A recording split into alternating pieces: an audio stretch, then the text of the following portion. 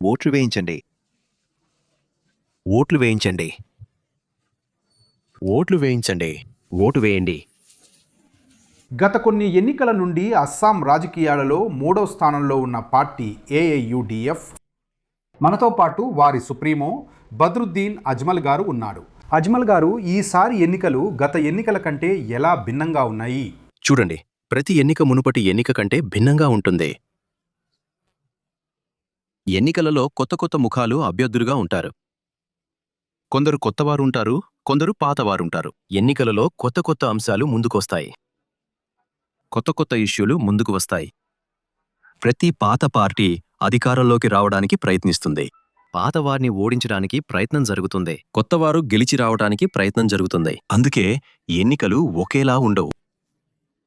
ప్రతిసారి ఎన్నికలు కొత్త సవాళ్లను తీసుకొస్తాయి, మరియు ఎన్నికల ఫలితాలు కూడా కొంచెం భిన్నంగా ఉంటాయి. ఆ ఎన్నికల నుండి ప్రజలకు కొన్ని అంచనాలు భిన్నంగా ఉంటాయి. ఈసారి కాంగ్రెస్తో పొత్తు లేకపోవడం మీకు ఎంత పెద్ద ఎదురు దెబ్బ? చూడండి, కాంగ్రెస్ మాతో పొత్తు పెట్టుకోలేదు. కాంగ్రెస్ తన 9 మంది పెద్ద పెద్ద దిగ్గజాలను బీజేపీలోకి పంపింది. మాతో పొత్తు పెట్టుకోలేదు. అయినా కూడా కాంగ్రెస్ ఇది కోరుకుంటుంది. అఖిల్ గొగోయ్ గారు ఉన్నారు.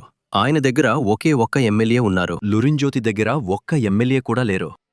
ఆ తర్వాత సిపిఐ, సిపిఎం దగ్గర ఒకే ఒక్క ఎమ్మెల్యే ఉన్నారు. కాబట్టి కాంగ్రెస్ +2. ఇప్పటివరకు ఉన్న మహాకూటమి కాంగ్రెస్ +2. దానితో వాళ్ళు ఎలా గెలిచి వస్తారు?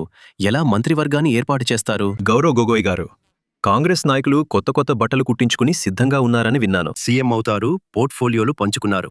ఈయన విద్యాశాఖ మంత్రి అవుతారు, ఈయన రెవెన్యూ మంత్రి అవుతారు. ఇది ఏర్పడుతుంది. అరే, ఏదైనా జరిగితే ఏర్పడుతుంది కదా. అస్సామీ ప్రాంతంలోని టీ గార్డెన్లో కాంగ్రెస్ ఒకానొక కాలంలో కంచుకోటగా ఉండేది. ఆలీ, కూలీ, మా 2 జేబుల్లో ఉన్నంతవరకు మేం గెలుస్తామని కాంగ్రెస్ అనేది. మమ్మల్ని ఎవరూ ఓడించలేరు. దాంతో ఆలీ కూడా వెళ్ళిపోయాడు, కూలీ కూడా వెళ్ళిపోయాడు. ఈ పరిస్థితి వచ్చింది. కాంగ్రెస్ ఒక ముస్లిం పార్టీ, ముస్లిం లీగ్గా మారిపోయింది. కేవలం ముస్లిం ప్రాంతాల్లోనే కాంగ్రెస్ అభ్యర్థులను నిలబెట్టింది. మీరందరూ వేరువేరుగా పోరాటం వల్ల బీజేపీకి పెద్ద అడ్వాంటేజ్ ఉందని మీకు అనిపిస్తుందా? మేం పదే పదే చెప్తున్నాము. 6 నెలల నుండి నేనిది చెప్తున్నాను. 6 నెలల్లో కాకపోయినా కనీసం 100 సార్లు నేను చెప్పాను. కాని వాళ్ళు వినరు. ఎందుకంటే ఇప్పుడు నాయకత్వం కూడా హేమంత బిశ్వ శర్మ జేబులో అమ్ముడుపోయింది. వాళ్ళసలు రావాలనుకోవటం లేదు, ఇచ్చేయాలనుకుంటున్నారు. వాళ్ళు ఇచ్చేశారు. ఇప్పుడు అస్సామీ ప్రాంతంలో కాంగ్రెస్ ఒక్క సీటు కూడా ఇవ్వలేదు. అఖిల్ గొగోయ్కు 13 సీట్లిచ్చారు. అందులో 2 లేదా 3 మైనారిటీ సీట్లిచ్చారు. ఎందుకంటే మైనారిటీ ప్రాంతంలో కూడా కాంగ్రెస్కు నమ్మకం లేదు. కాంగ్రెస్ అంతా కలిపి మైనారిటీ ప్రాంతంలో 10-12 సీట్లు కూడా వస్తాయని నాకు అనిపించడం లేదు. మైనారిటీ ప్రాంతంలో అసలు ఆ మాటే లేదు. అంతా కలిపి చూస్తే కాంగ్రెస్ 20 కూడా దాటదని మా విశ్లేషణ. నేను అనేది ఏమిటంటే, మీరు కాంగ్రెస్తో పోరాడుతున్నారా లేక బీజేపీతో పోరాడుతున్నారా? మేము బీజేపీతో పోరాడుతున్నాము. మేము కాంగ్రెస్ వాళ్లకు ఇదే చెప్తాము, రండి బీజేపీతో పోరాడండి. కానీ కాంగ్రెస్కు ఏ వ్యూహం ఉన్నట్లు అనిపించటం లేదు. ఆ బీజేపీ వాళ్ళు మాకు చెడ్డ పేరు తెస్తున్నారు. మీరు బీజేపీ యొక్క బి టీం అని.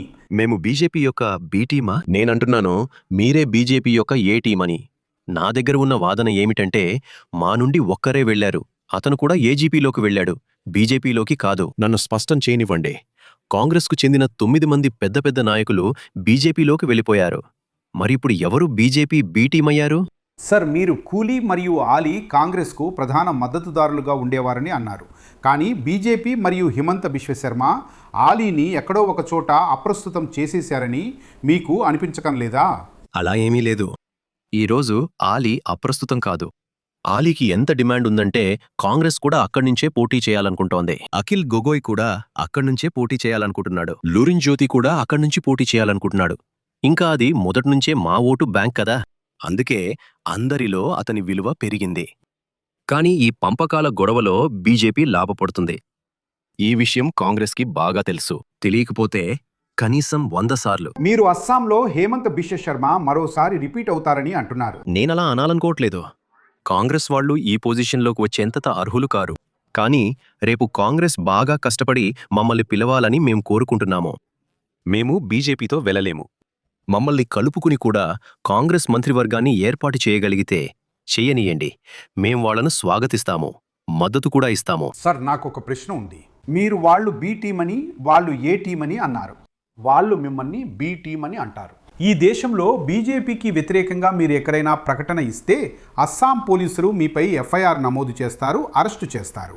మీరు హేమంత బిశ్వ శర్మకు వ్యతిరేకంగా మాట్లాడారు, ఎలాంటి చర్యలు తీసుకోరు. ఏమైంది? కాంగ్రెస్ వారిపై చర్యలు తీసుకున్నారు. 2-4 పేర్లు చెప్పండి. ప్రద్యుత్ బోడోలోయ్, వారి ఎంపీ పదవి పోయింది. ఎమ్మెల్యే టికెట్ తీసుకున్నారు అంటే వాళ్ళు కుమ్మక్కయ్యారు. మరి వాళ్ళ మీద కేసెలా అవుతుంది? బీజేపీ వస్తే మళ్ళీ ముస్లింలను టార్గెట్ చేస్తారని మీకు అనిపించడం లేదా? ఎందుకంటే అమిత్ షా గారు చొరబాటుదారులను తిరిగి బంగ్లాదేశ్కు పంపిస్తామని చెప్పారు. ఈ విషయం ఏమంటే, కాంగ్రెస్ ఒక పెద్ద పార్టీ. బీజేపీ అధికారంలోకి వచ్చే అవకాశం ఇవ్వకూడదని వాళ్ళు ఎక్కువగా ఆలోచించాలి. మేము దానికి వ్యతిరేకంగా పోరాడుతూనే ఉన్నాము. కాంగ్రెస్ వాళ్ళు 9 మందిని పంపించారు, వారి బలాన్ని పెంచారు. అయితే బీజేపీని తీసుకురావాలనుకుంటున్నారా లేదా? వారు బీజేపీని తీసుకురావాలని అనుకుంటున్నారు. అందరూ జీతం తీసుకునే సేవకులు. కాంగ్రెస్ యొక్క ప్రతి ఒక్క నాయకుడు హేమంత బిశ్వ శర్మ యొక్క జీతం తీసుకునే సేవకుడు. మిమ్మల్ని నాదొక చివరి ప్రశ్న. ఈ ఎన్నికలు మీ మనుగడ కోసం జరిగే ఎన్నికలని మీకు అనిపిస్తుందా? చూడండి, గతసారి మా దగ్గర 15 ఉన్నాయి. వాటిని మేము 2.5 సంవత్సరాల క్రితం గెలుచుకున్నాము. మా దగ్గర 13 ఉండేవి. ఇన్షల్లా మీరు రాసిపెట్టుకోండి. నేను అల్లాపై భరోసా ఉంచుతున్నాను.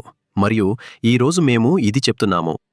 నాకు 25 వస్తాయని ఆశ ఉంది, కానీ మేము 20ని దాటుతాము ఇన్షల్లా.